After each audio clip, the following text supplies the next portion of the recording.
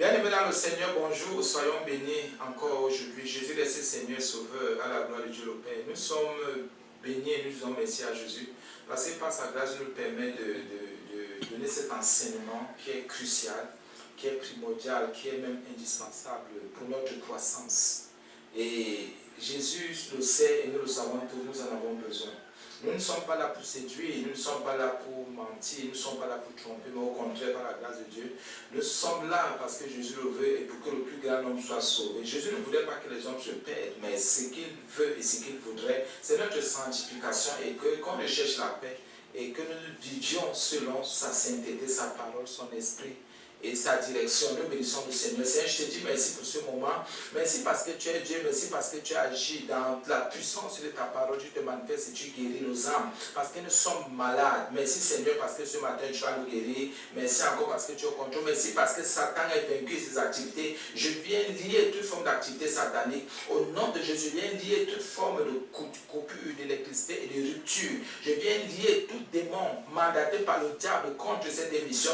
Je viens lier et soumettre toute domination, toute autorité diabolique, tout prince de ce monde des ténèbres. Au nom de Jésus, j'envoie dans les abîmes. Je viens lier les esprits méchants dans les lieux célestes, Seigneur.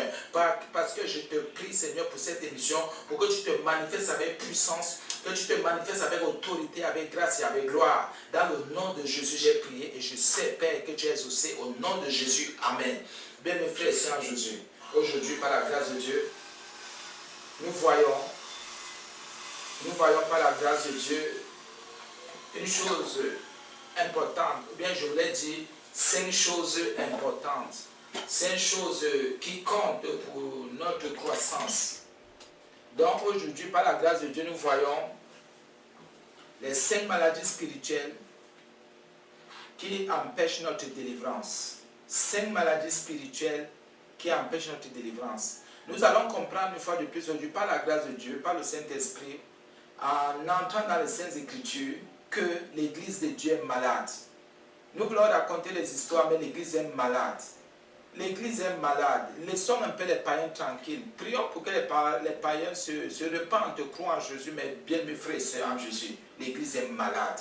À l'église, il y a des malades. À l'église, il y a des fous. À l'église, il y a des tordus. À l'église, il y a des perdus. Le nom de Jésus est confessé, mais il n'est pas vécu, il n'est pas pratiqué. Le nom de Jésus, même ses instructions sont rejetées. Oh, bien-aimés frères et sœurs, rassurons-nous que Jésus, le diable nous utilise par contre Jésus que nous confessons, que nous prêchons, que nous proclamons. Rassurons-nous que les démons ne sont pas en train de nous manipuler contre nos propres âmes. Bien-aimés frères et sœurs, Jésus, il y a 5 maladies que nous allons voir. Ces maladies sont des maladies terribles, sont des maladies graves, sont des maladies qui, oh bien mes frères et sœurs Jésus, si nous n'avons pas compris, parce qu'aujourd'hui, je suis guéri, les gens s'appuient seulement sur les démonstrations des démons, et je ne sais même pas des choses visibles. Oh, il y a des choses, il y a des maladies qui sont dans nos cœurs, il y a des maladies qui sont en nous. Les gens disent, ah, laissez-nous ça. Ils racontent des gens, ils perdent les gens. À la fin de cet enseignement, je prie le Seigneur pour que quelqu'un tire la leçon. Si nous perdons tous les gens, si en donnant ce genre d'enseignement, c'est pour perdre quelqu'un. Si dit à quelqu'un de se sanctifier, c'est le perdre.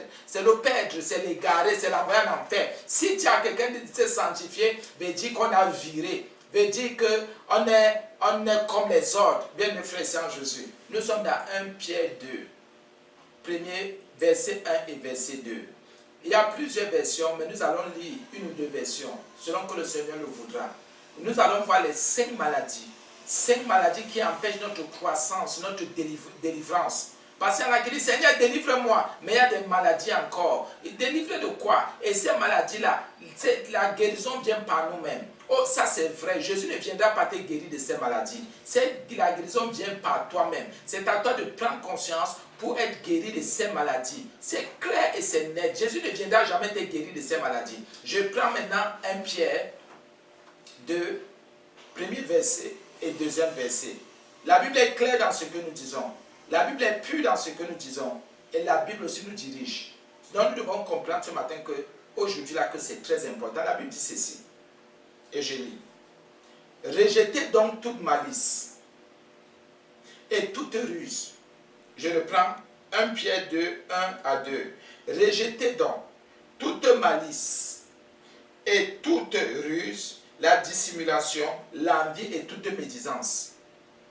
Désirez, virgule, comme des enfants nouveau-nés, le lait spirituel est pur, afin que par lui, vous croissiez pour le salut, vous croissiez pour la délivrance, vous croissiez pour la guérison. C'est ça dont nous sommes malades. Ici, Pierre s'adresse aux enfants de Dieu, nés de Dieu, nés de Jésus, mais qui étaient des malades, qui ne savaient pas, parce qu'il y en a, Seigneur, je veux grandir spirituellement, Seigneur, je voudrais des dons. Mais la Bible dit que tu es d'abord malade, nous sommes malades, nous sommes tous malades. Nous avons besoin de guérison. Et la guérison là, c'est à partir de nous déjà. La Bible dit ceci.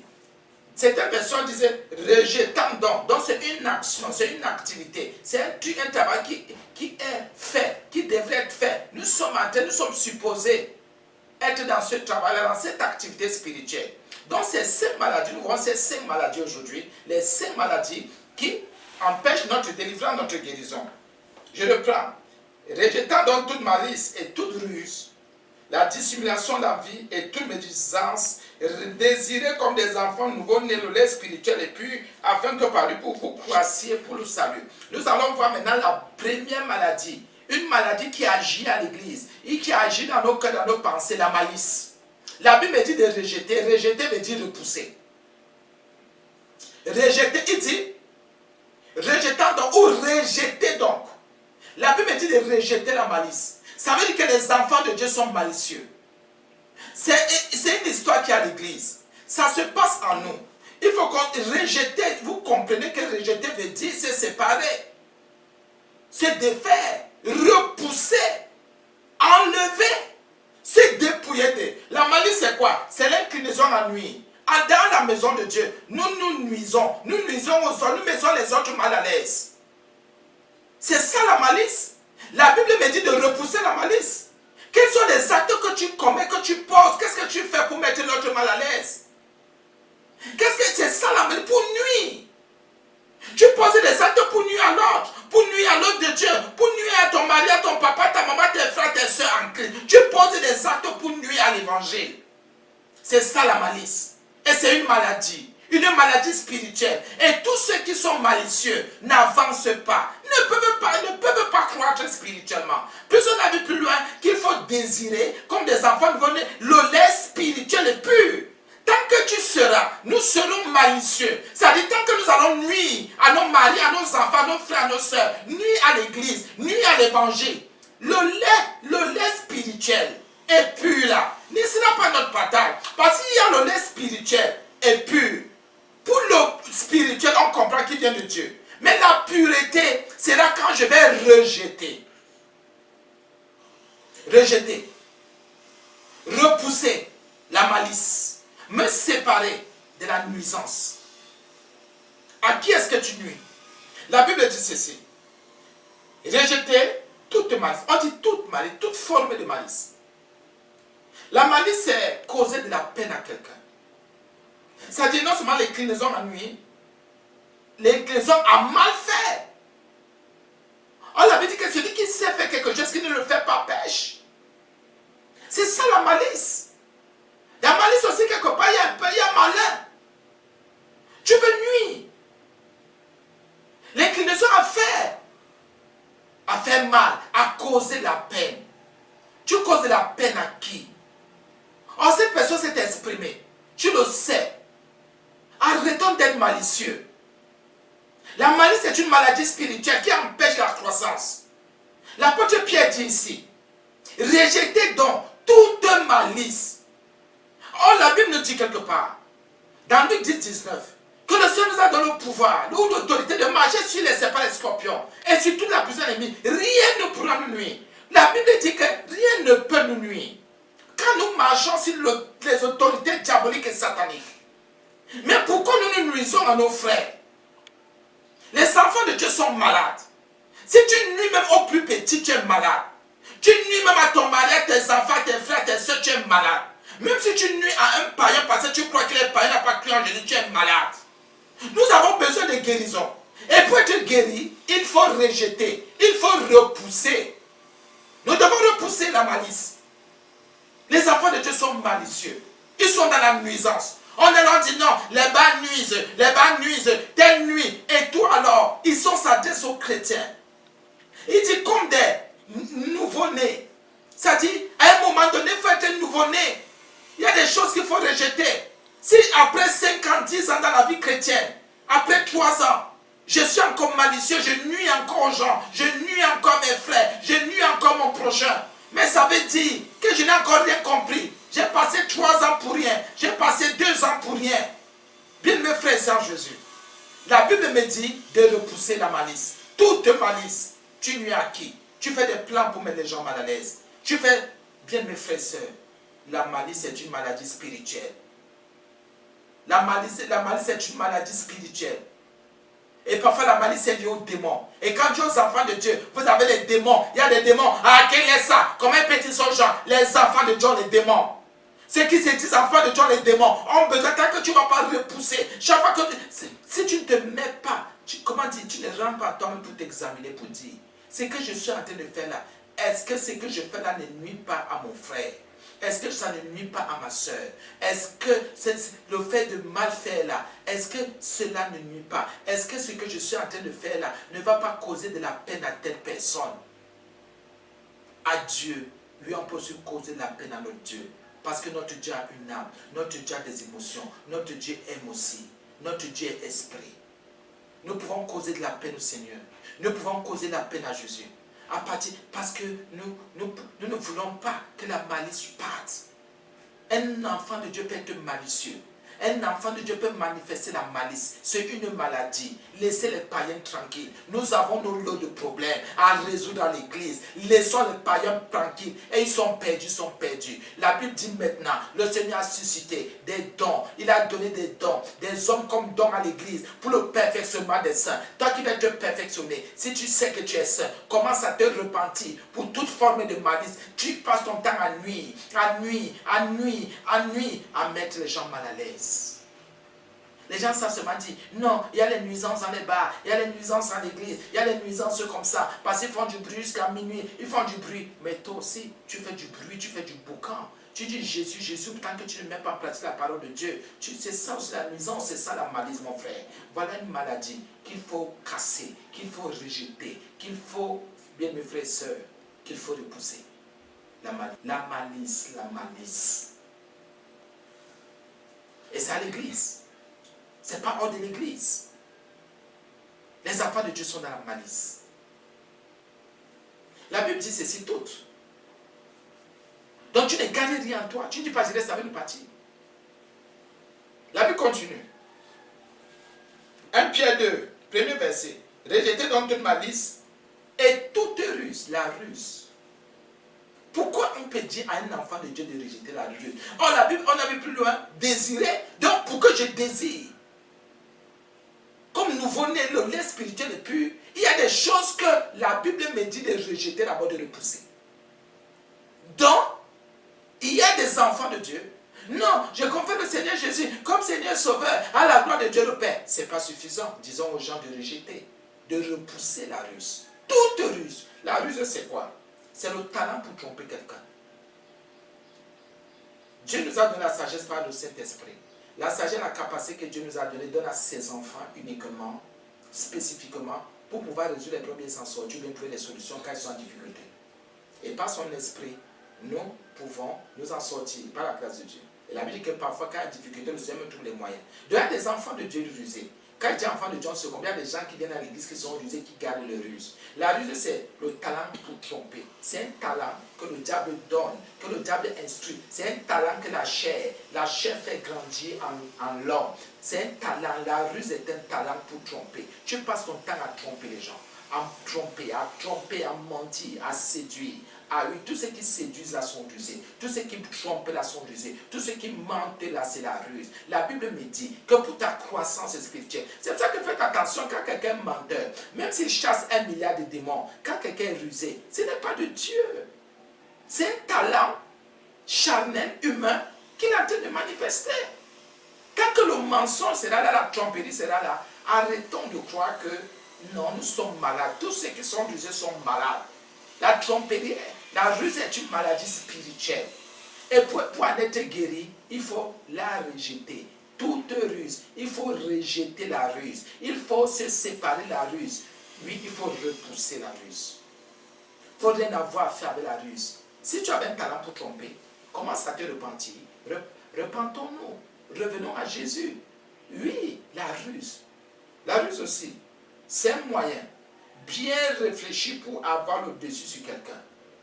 Écoutez, moyen bien réfléchi pour avoir le dessus sur quelqu'un. C'est interdit de bien réfléchir pour avoir le dessus sur quelqu'un. Il faut qu'on soit clair. Il faut qu'on soit clair.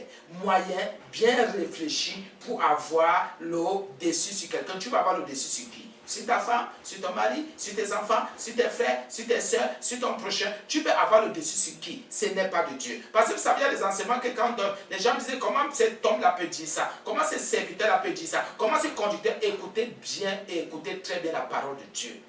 La Bible dit de repousser, de rejeter toute ruse. C'est interdit de chercher à avoir le dessus sur quelqu'un. C'est charnel, c'est humain. Tous ceux qui veulent avoir le dessus sur les autres, tous ceux-là sont malades, sont spirituellement malades. Il faut qu'on vous dise ce qui est vrai. Les gens n'aiment pas vous dire la vérité. Les gens n'aiment pas vous éclairer. Parce que les gens veulent vous garder dans le mensonge de tromperie. Oh, je serai la tête, je suis la tête. Laisse ça, laisse-la faire. Là, nous sommes la nouvelle alliance. Ici, 1 Pierre 2, verset 1. La Bible dit de rejeter toute, on a vu, toute malice. Maintenant, nous sommes au niveau de la ruse, la deuxième maladie spirituelle qui nous empêche de croire. Donc, celui qui est rusé ne peut pas croître spirituellement. Il ne peut pas désirer le lait spirituel et pur. Parce que Dieu va lui dire, non, tu désires quoi, mon gars? Tu ne peux pas désirer ma fille. Pourquoi? Parce que tu es encore rusé.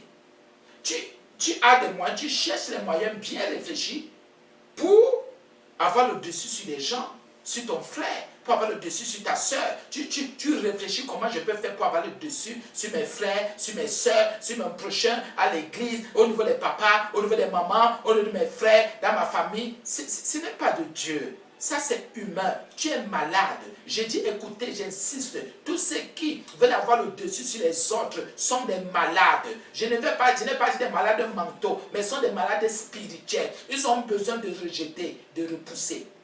C'est ça qu'on a dit que c'est aussi un talent pour mentir. La ruse n'est pas de Dieu. La ruse n'est pas de Dieu.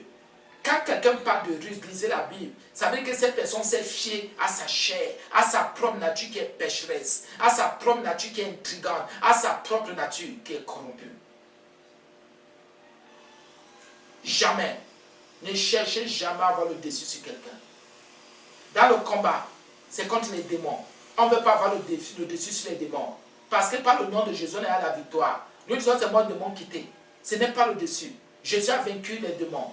Jésus a vaincu à la croix. La Bible dit qu'il a mené Satan et ses démons dans un cortège.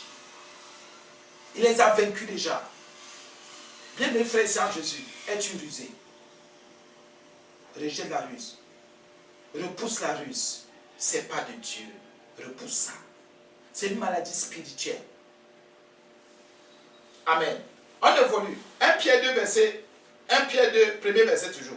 Rejetons donc toute maladie, c'est toute ruse. La dissimulation. Voilà notre maladie spirituelle, la troisième maladie spirituelle. Nous sommes en train de voir les 5 maladies spirituelles qui nous empêchent de croître spirituellement, qui nous empêchent de désirer, comme des nouveaux-nés, le lait spirituel. Et pur! Pur! Donc il faudrait qu'on se débarrasse, qu'on repousse, qu'on rejette certaines choses pour que nous puissions désirer, souhaiter, rechercher. La dissimulation, troisième maladie spirituelle. Les enfants de Dieu sont malades. Nous sommes tous malades. Nous avons besoin de guérison. Nous avons besoin de délivrance. La dissimulation, c'est quoi? Dissimuler, c'est quoi? C'est cacher ses sentiments. Oui. Dissimuler, c'est cacher ses sentiments. Vous voyez, vous êtes avec quelqu'un qui n'exprime jamais ses sentiments, qui cache. Que ce soit la haine, que ce soit la peur, que ce soit, je ne sais même pas. Cette personne cache ses sentiments. Vous dites des choses, cette personne ne s'exprime jamais, ne dit jamais rien. Cette personne est malade spirituellement. C'est ce qu'on appelle la dissimulation. Quels sont les sentiments que tu caches? Tu vas manger avec quelqu'un tant qu'il a de la haine dans son cœur, dans son âme. il a des choses contre toi. Il te rejette même, mais il ne te dira jamais. Il n'exprimera jamais, ne fera jamais voir. C'est ça la dissimulation, c'est un malade. Et nous marchons avec beaucoup de malades comme ça, nous prions avec des malades. Nous mangeons avec des malades, nous vivons avec des malades. Nous sommes à l'église, nous chantons, nous adorons Dieu avec des malades. Nous célébrons la gloire de Dieu avec des malades. L'église de Jésus est malade. C'est ça la dissimulation. C'est une maladie, c'est un démon. C'est une activité de la chair. Vous savez, les gens passent seulement des hôpitaux physiques. C'est pour ça qu'il faut vraiment venir à l'église. Parce que l'église est un hôpital qui enseigne les choses spirituelles pour que les hommes en soient délivrés. Imaginez le nombre, regardez seulement au niveau de l'hôpital. Regardez le niveau de l'hôpital physique. Il y a des maladies physiques. Regardez alors que ces hommes, et non seulement sont physiquement malades, mais sont aussi spirituellement malades. La dissimulation. La dissimulation, c'est quoi d'autre? C'est quelqu'un, et non seulement qui cache ses sentiments, qui cache aussi ses desseins, ses plans. Ou par une conduite réservée, ne les laisse pas apercevoir. Voilà la dissimulation. Vous vivez avec quelqu'un, il ne s'exprime pas, il ne dit rien, il ne fait rien ressortir. Il y a le mot caché. Il cache ses sentiments, il cache ses plans, il cache tout, même sa conduite. Vous voyez pas une conduite réservée. Vous dites, l'autre est calme, autant que c'est la dissimulation. C'est un malade, c'est une malade. Non, l'autre ne parle pas trop, il ne dit rien, mais au-dedans, c'est différent de l'hypocrite. L'hypocrite, dans son cœur, c'est oui, mais au niveau de la bouche, il parle, mais vous dit non. Dans le cœur, c'est les gars, l'imbécile, c'est l'idiot, c'est dans son cœur. Mais la bouche dit, merci, sois béni. C'est la différence entre celui qui dissimule et l'hypocrite. L'hypocrite au même parle. Il exprime le contraire de ce qu'il a dans le cœur. Il fait semblant aussi. Mais celui qui dissimule, il cache ses sentiments, il cache ses plans, il cache tout. Imaginez, si vous faites 5 ans avec ce genre de personnes, 10 ans, 20 ans, 30 ans, vous êtes mal parti. C'est pour ça que vous allez voir les adultères, les menteurs, les tricheurs, les trompeurs, ou bien ceux qui font beaucoup de choses. Ils sont avec vous. Mais ils ne bougent pas, ils ne disent rien, ils ne s'expriment pas. Tout se passe en eux. Ce sont des bombes, ce sont des malades. Ce sont des malades. Ici, la dissimulation, donc, c'est cacher ses sentiments, ses desseins, ses plans, par une conduite réservée. Ne pas les laisser apercevoir. Donc, celui qui est dans la dissimulation, cette maladie spirituelle, il ne laisse pas apercevoir ses sentiments ou ses plans. Il est là, vous trouvez quelqu'un qui est calme, réservé. Mais ce qui est au-dedans de lui, vous ne pouvez pas imaginer. C'est une maladie terrible. C'est une maladie grave. Vous voyez, vous riez avec quelqu'un, vous êtes avec quelqu'un, vous savez que bon, ambiance bon enfant, vous êtes de la famille chrétienne, mais vous ne savez pas que cette personne, parfois vous la recevez tous les jours, parfois vous parlez, vous ouvrez votre cœur, mais cette personne dit, continuez à parler, je sais les plans que j'ai dans mon cœur, je vais te nuire. Bien mes frères et sœurs, si vous voulez vraiment la délivrance, la croissance, fuyez tous ceux qui ont la dissimulation. Parce que quand vous vivez avec quelqu'un qui dissimule, oh frères et sœurs, vous êtes mal parti. Parce que celui qui dissimule peut vous empoisonner. Il peut vous tuer. Il peut vous finir. Parce qu'il cache tout au-dedans de lui. Il ne laisse rien apercevoir. Vous le voyez calme. Il vous sourit. Il est bien aimé. Parfois il ne sourit même pas. Il ne laisse même pas apercevoir parfois quoi que ce soit. Il ne laisse même pas apercevoir. Mais ce qui est en lui, un feu qui va te tuer, un feu qui va te détruire. C'est pour ça que l'apôtre Pierre dit ici, non, si vous voulez désirer comme des nouveau-nés, le lait spirituel est pur, rejetez d'abord ces choses-ci, parce que vous êtes malade. Il disait ici aux gens, vous êtes malades, soyez guéris, rejetez, repoussez. La dissimulation, c'est ça, bien mes frères et sœurs, c'est faire semblant de ne pas remarquer. Oui. C'est faire semblant de ne pas remarquer. Vous voyez quelqu'un, il voit les choses se passer, il fait semblant de ne pas remarquer. La dissimulation est une maladie terrible. Les gens vont dire comment ça? Ce n'est pas moi qui ai écrit. Dans ma version, c'est dissimulation. C'est dissimulation. Qu'est-ce que tu ne peux pas laisser apercevoir? Non, l'autre ne parle pas. Il faut le laisser. Il est comme ça. Mais il faut voir les actes. C'est après que tu te rends compte que mais je vivais avec un dragon. Je vivais avec un serpent. Comment j'ai pu manger avec un serpent? Comment j'ai pu un python? Comment j'ai pu ouvrir ma bouche et dire même à un perdu, un rescoussé, un franc-maçon, un magicien, tu sais, voici c'est comment ce qui se passe à l'église. Et vous voyez, quelqu'un ne dit jamais rien. Nous avons besoin d'être guéris. L'église est malade. Il y a autre chose.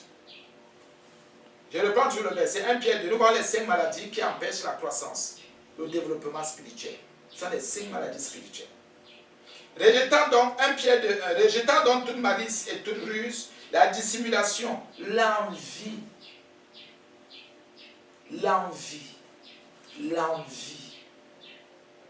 Vous savez, il y en a qui disent que non, nous enseignons sur des choses, comment on peut dire, écoutez un peu.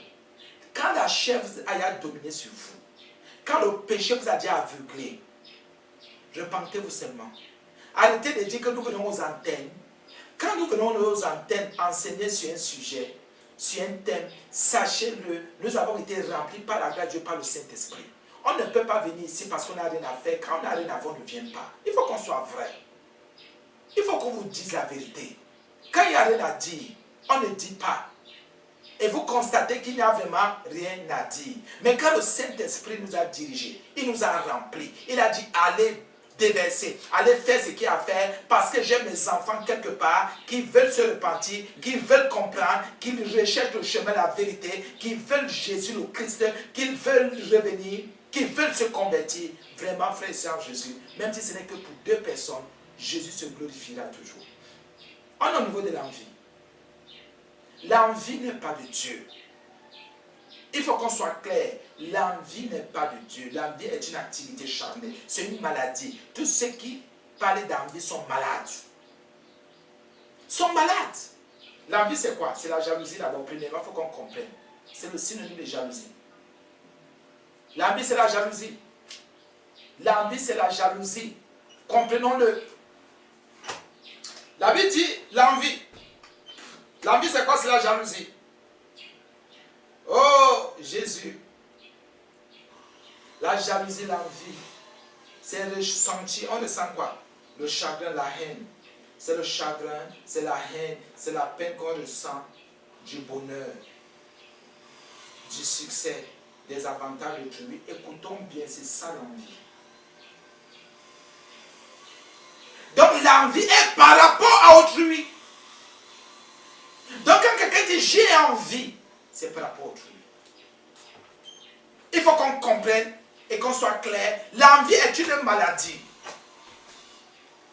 L'envie est un démon. L'envie est une activité charnelle. L'envie n'est pas de Dieu. Écoutons très bien.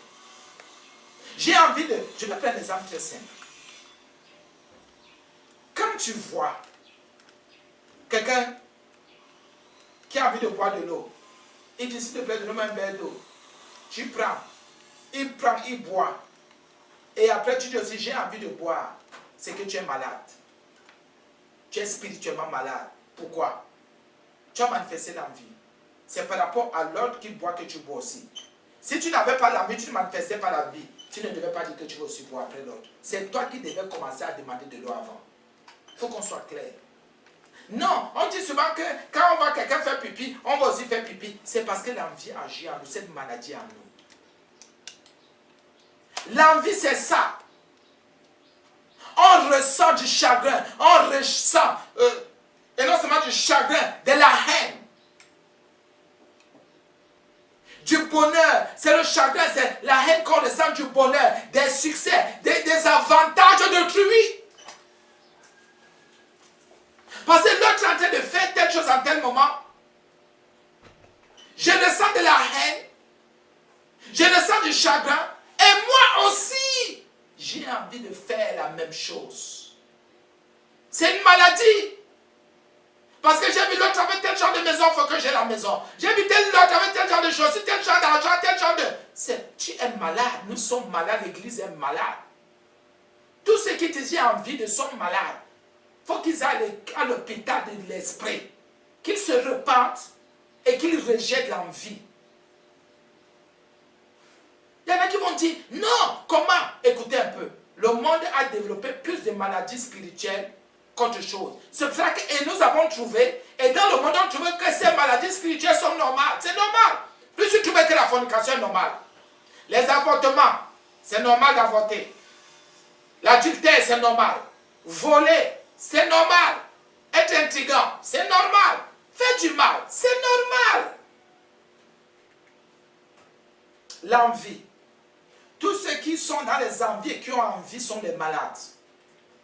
Et ils ne peuvent pas croître spirituellement. Parce que sinon, quand tu vas voir ton frère avec quelque chose, la haine, le chagrin va monter dans ton cœur. Ce sentiment-là va commencer à se manifester dans ton âme. Et tu auras envie d'avoir les mêmes choses, de vouloir faire comme lui. C'est parce que tu as l'envie. Pourquoi la Bible dit-elle de chasser l'envie, de rejeter l'envie, de repousser l'envie? Parce que l'envie est un problème pour celui qui veut grandir spirituellement, qui veut croître pour son salut, qui veut croître pour la vie éternelle. Je vais donner une autre définition de l'envie. L'envie, c'est quoi? C'est un désir de jouir d'un avantage par rapport à celui d'autrui. Ah oui, c'est un peu plus la définition que les gens ont. Désir de jouir d'un avantage ou des avantages. Pareil à celui d'autrui, il y a le mot pareil. Il y a le mot pareil. J'ai envie de, tu as envie de quoi? Tu as d'abord vu où? Tu as vu qui fait? Est-ce que c'est le Seigneur qui a fait monter ce projet dans ton cœur? Pardon, autant pour moi. Est-ce que c'est le Seigneur qui a fait monter cette pensée dans ton cœur? Est-ce que c'est le Saint-Esprit qui t'a dirigé? Est-ce que c'est le Saint-Esprit qui t'a éclairé? Tu as envie de quoi faire? Il y a le mot pareil. Pareil. Il y a le mot pareil. Donc, dans l'envie, il y a quelque chose, c'est le désir, c'est la volonté de jouir des avantages ou d'un avantage pareil à celui d'autrui. L'apôtre Pierre dit ici de rejeter l'envie. Nous sommes des malades. Et les gens veulent venir me convaincre que nous ne sommes pas malades, l'église est malade. Oh, il raconte quoi? Il insulte les gens, ce n'est pas une insulte. Nous sommes malades. Nous sommes malades. Oh, la Bible nous dit de rejeter, de repousser, donc on est malade. Mais quand tu vas à l'hôpital, le médecin te donne un médicament, il finit de te faire ce qu'il a fait, il te donne un médicament. N'est-ce pas pour rejeter la maladie? N'est-ce pas pour rejeter le mal? N'est-ce pas pour rejeter la douleur? Pourquoi vous dites que je suis en train de vous insulter? Pourquoi dites-vous cela? Autant que la Bible m'inspire, le Saint-Esprit me dirige, par la grâce de Jésus-Christ, pour que je, par la grâce de Dieu, puisse dire que ceux qui sont, qui ont l'envie ou bien qui sont envieux. C'est pour ça que la Bible dit, même aussi quelque part dans 1 Corinthiens 13, que l'amour n'est pas envieux. La parole de Dieu ne se contredit pas. Et vous dites que je vous insulte? Donc vous voulez dire que le médecin qui vous donne le médicament vous insulte parce que vous dites prenez ces médicaments, ces comprimés qui vont rejeter la maladie, qui vont repousser la maladie. Et ça parfois sont des maladies physiques. Et ici aujourd'hui nous venons sur le plan spirituel par Jésus le Christ sauveur des nations. Et nous venons vous dire par le Saint-Esprit de rejeter l'envie. Si tu désires, tu as la volonté de jouir des avantages pareils à celui d'autrui.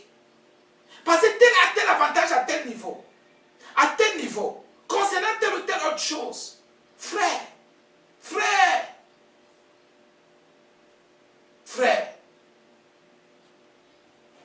il y a quelqu'un qui m'a posé une question, qui m'a dit, mais je demande à serviteur, si moi je vends des chaussures, et que quelqu'un vienne, il veut telle chose, c'est un exemple que je prends, il veut tel truc, et je fais ce qu'il prenne, ce qu'il ne voulait pas autre. Est-ce que j'ai posé un acte, j'ai dit oui, ce n'est pas de Dieu.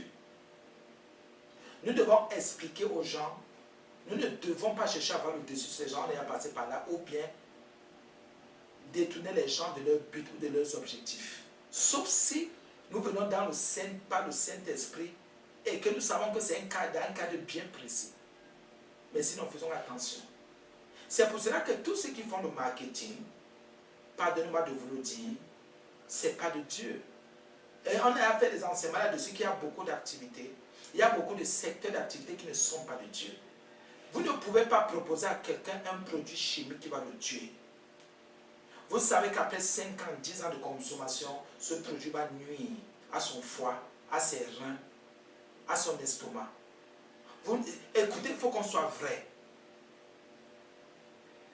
Donc vous comprenez. Pourquoi? Parce qu'il faut que j'ai un salaire. Mais au détriment de la destruction de la santé de quelqu'un. Le marketing, laissez-moi, laissez-nous. Nous sommes renouvelés par Jésus. Nous sommes nés de nous. Nous avons la pensée de Christ. Nous avons la pensée de l'homme. Jésus a investi son royaume en nous. Son royaume habite déjà. Nous savons ce que nous disons. Faisons attention au marketing. Et c'est le diable. Et il y en a qui ont des BTS en marketing. Je ne suis pas contre des masters en marketing. Je ne suis pas contre. Mais c'est contre la volonté de Dieu. Tu ne peux pas aller étudier pour vendre des choses que tu sais que ça tue. Des choses qui vont éveiller l'envie, qui vont rendre des hommes malades, qui vont réveiller la convoitise, qui vont réveiller la tromperie, qui vont réveiller les injustices, qui vont réveiller l'idolâtrie, qui vont réveiller l'adultère, ou bien qui vont susciter l'adultère. Tu ne peux pas faire ça et tu dis que tu gagnes l'argent, tu gagnes bien l'argent. Et c'est dans cette nation, ce sont ces gens-là, et sous les cieux, ce sont ces gens-là qui prospèrent et vous les en voulez. Vous êtes perdus, c'est ça la maladie. Tu as envie quoi? Tu as envie quoi là? Je parle comme les autres. Tu es envieux dans quoi là? Dans ce qui suscite la maladie? Ce qui suscite la rébellion contre ton Créateur? Tu es envieux? Parce que tu as vu tel avoir les avantages, tu veux les trucs pareils, les mêmes choses. Et à un moment donné, quelqu'un peut avoir ses avantages. C'est normal. Toi, tu veux les mêmes, pourquoi les pareils, pourquoi? Tu vas tel avec telle chose. Non, il faut que j'ai aussi ça. Je reste ça. Tu as déjà le chagrin. Tu ne sais même pas si lui, toute la nuit, passe son temps à prier. Tu ne sais pas si lui jeûne tous les jours. Tu ne sais pas s'il passe tout son temps à étudier la parole de Dieu. Tu ne sais pas si lui est en train de se dépouiller. Tu ne sais même pas. Pendant que peut-être lui passe toute la nuit à prier. Toi, tu passes toute la nuit à dormir. Peut-être que lui est dans le jeûne. Tu passes toute ta vie à manger. Peut-être que lui, quand il est dans la sanctification, il dit, Seigneur, voilà, voici mes défis. Il faut que je me dépouille, que je rejette ceci. Toi, tu es là, tu ne peux rien rejeter. Les avantages pareils, les mêmes choses, tu ne peux pas. Pendant que lui dort peut-être par terre, tu n'es pas chez lui, tu n'es pas dans sa chambre, tu n'es pas dans sa maison. Peut-être pendant qu'il se repas, il dort par terre. Pendant 2, 3 heures, bien toutes les nuits, bien une fois par semaine, bien 2, 3 fois. Tu ne connais pas. Tu ne sais pas ce qui se passe à lui. Tu veux les mêmes choses que lui, comment? Tu es malade. Tu es malade. Tu ne connais pas son alliance avec Dieu. Tu ne connais pas son alliance avec le Seigneur.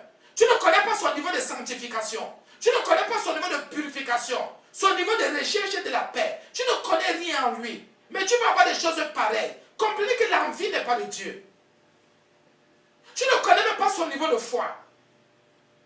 Tu ne sais même pas son niveau d'amour, son niveau de libéralité, s'il bénit trop les gens, s'il s'aime trop pour l'œuvre de Dieu, s'il investit beaucoup dans l'œuvre de Dieu. Toi, tu es là, ça peut être si tu peux donner une offrande de 5 francs, une offrande de 100 francs. Mais lui, il investit. Tu veux être parlé là, lui, tu vas avoir les mêmes avantages que lui, comment? Tu ne peux pas. Tu ne vas que rester malade. Non, il a fait comment? Il a mis la main. Il a mis la main comment? Comment a-t-il mis la main? Il a laissé le Seigneur investir en lui. Toi, tu es rancunier. Lui, il passe son temps à demander pardon aux gens pour dire, je t'ai fait du mal, pardonne-moi. Il passe son temps à se réconcilier avec les gens. Toi, tu passes ton temps, tu restes là aigri. Dans ton orgueil. C'est pas la même chose. Et on vous dit, et la Bible est claire, il n'y a pas d'envie. L'envie n'est pas de Dieu. L'amour n'est pas envieux. Tu ne connais pas les efforts que notre fournit ou fait. Mais tu vas avoir les mêmes avantages que ces personnes. Non, non, même au ciel. Les gens n'ont pas les mêmes avantages au ciel. Chacun a son rôle, a sa fonction, en fonction de sa consécration à Dieu. Les anges qui montent et qui descendent ne sont pas comme les 24 vieillards qui adorent Dieu éternellement. C'est différent. Les 24 vieillards ont une gloire différente.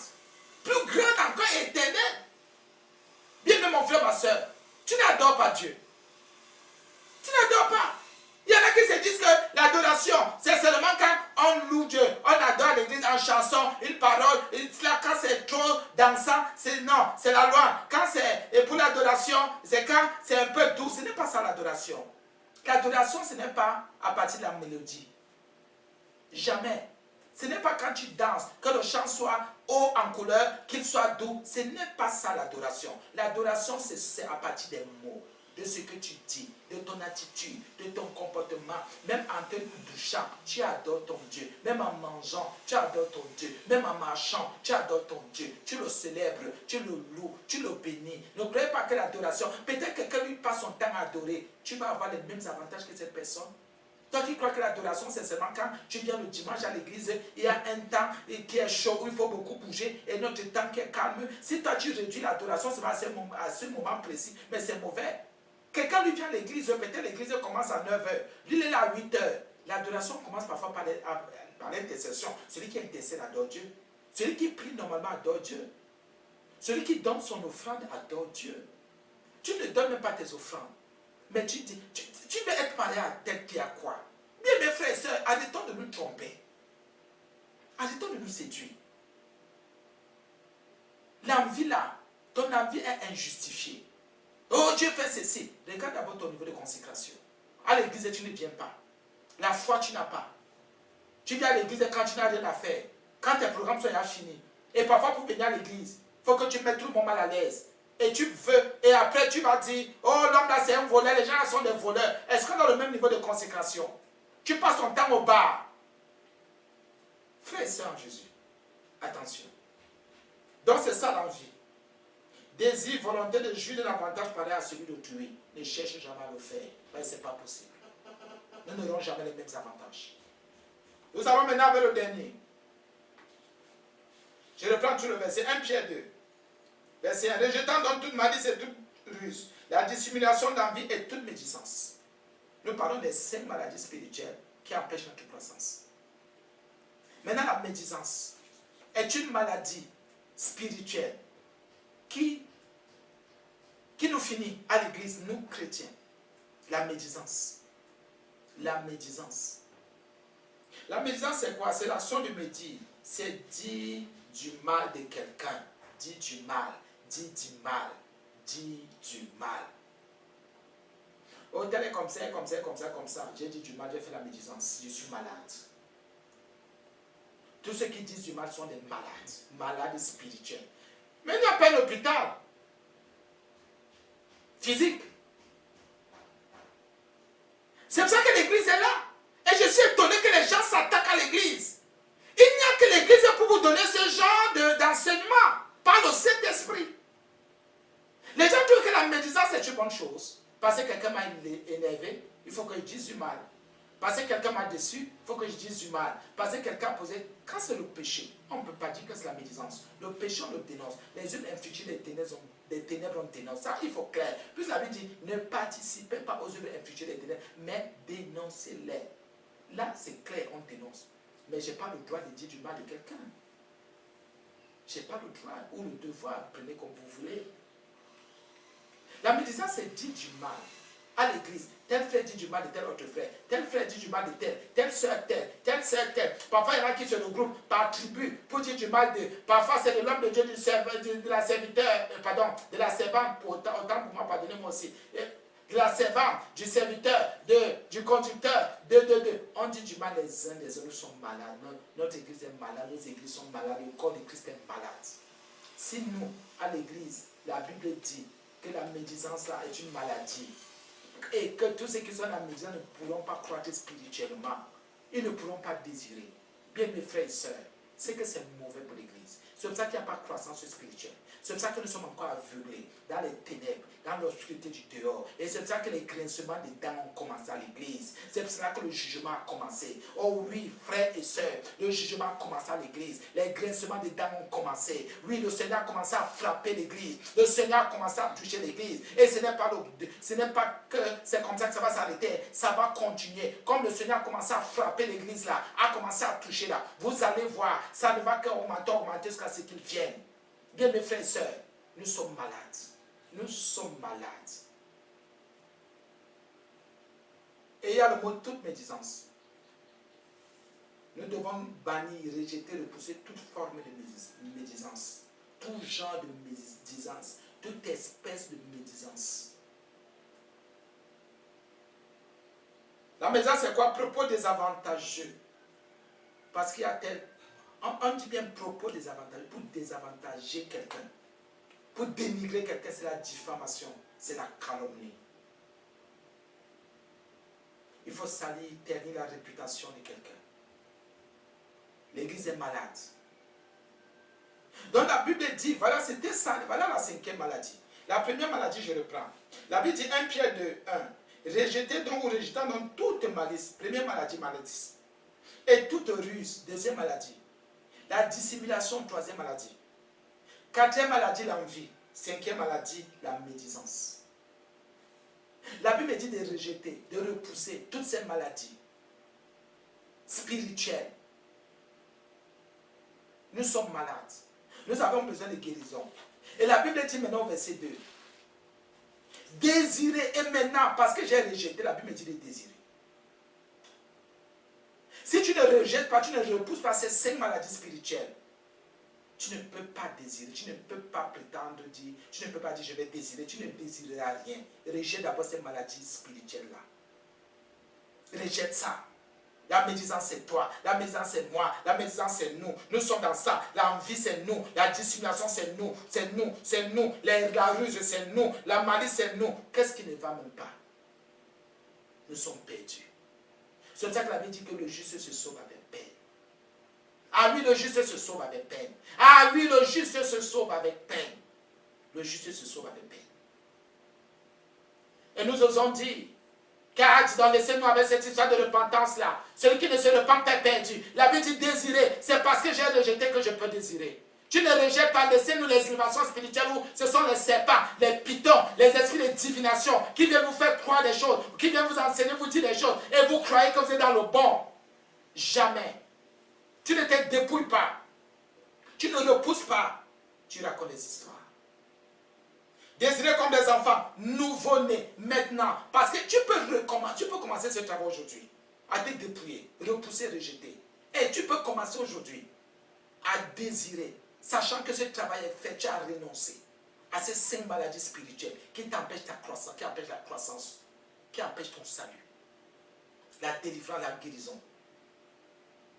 Désirez comme des enfants nouveau-nés. Le lait spirituel est pur. Faisons attention. Il y a le spirituel de Satan et du diable. Et il y a la pureté du diable. Mais ici, nous parlons du Saint-Esprit. Ce sont les Saintes Écritures. C'est Jésus-Christ lui-même. La Bible dit qu'il faut désirer comme un enfant, comme un nouveau-né. Donc, même les nouveau-nés. Donc, pour parler de nouveau-nés, il y a d'abord un travail qu'il faut faire. Et quand on ne peut pas faire ce travail aux enfants de Dieu, pour dire, voici, il y a 5 maladies. Quand tu te convertis là, quand tu le crois là, voici 5 maladies qui embêtent les enfants de Dieu. Quand ils n'ont pas surmonté ces maladies, ils ne sont pas guéris de ces maladies, ils n'ont pas rejeté ces maladies, même s'ils restent dans la maison de Dieu, ils vont continuer dans les calomnies, dans la médisance, dans la ruse, dans la dissimulation, dans l'envie. Ils vont continuer dans la malice, ils vont continuer dans la ruse. Donc il faut d'abord faire passer des gens par cet examen-là. Et là maintenant, ils pourront désirer comme des enfants nouveau-nés. Ça veut dire quoi? Ces choses-là font partie de la conception. Et maintenant, comme nouveau-nés, on est déjà venu, il faut désirer. La Bible dit le lait spirituel comment pur. Nous voulons quelle pureté? Autant qu'on ne s'est pas dépouillé. La Bible dit afin que par lui, par le lait spirituel est pur. Donc il est là. C'est un escalier, il faut monter pour pouvoir atteindre. Vous croissiez pour le salut. La Bible dit qu'il y a la croissance pour la délivrance. Il y a la croissance pour le salut. La vie chrétienne est une vie d'étape, est une vie stratifiée. C'est une vie par escalier, il faut monter. Ne crois pas que tu vas quitter parce que tu es sauvé, tu vas au ciel. Jamais. Il y a un travail spirituel, il y a des choses à rejeter. Tu dois te séparer d'un genre de jeu, d'un genre de personne. Il y a des choses, il te faut un renouvellement de mentalité. Il te faut la vie nouvelle. Bien aimé, nous allons arrêter ici aujourd'hui. Seigneur, je te dis merci. Je me repens encore de toute forme, Seigneur, de malice. Je te prie de me pardonner la malice. Je t'en supplie, Seigneur, délivre-moi. Je t'en supplie aussi, Seigneur, pardonne-moi. La ruse, toute toute malice, Seigneur. Je manifeste la ruse, Seigneur. Je t'en supplie, pardonne-moi. Je suis encore dans la dissimulation. Je pratique ces choses-là, Seigneur, je suis malade. Guéris-moi de ces maladies spirituellement pour que je puisse rejeter, que je puisse repousser au nom de Jésus. Je t'en supplie, Jésus. Au nom de Jésus, pardonne-moi. Et je viens aussi, Père, pour la médisance. Je passe mon temps à dire du mal des uns et des autres, des frères et des sœurs. Je viens aujourd'hui te prier de me pardonner. Merci, Seigneur, pour cet enseignement. Merci parce que je crois que ta miséricorde est descendue dans ma vie et que ton sang précieux m'a couvert et me recouvre et me lave de tous mes péchés. Merci parce que je suis pardonné au nom de Jésus. Merci pour la vie nouvelle que tu me donnes par ton esprit. J'ai prié, Père, je sais que tu es aussi. Au nom de Jésus. Amen.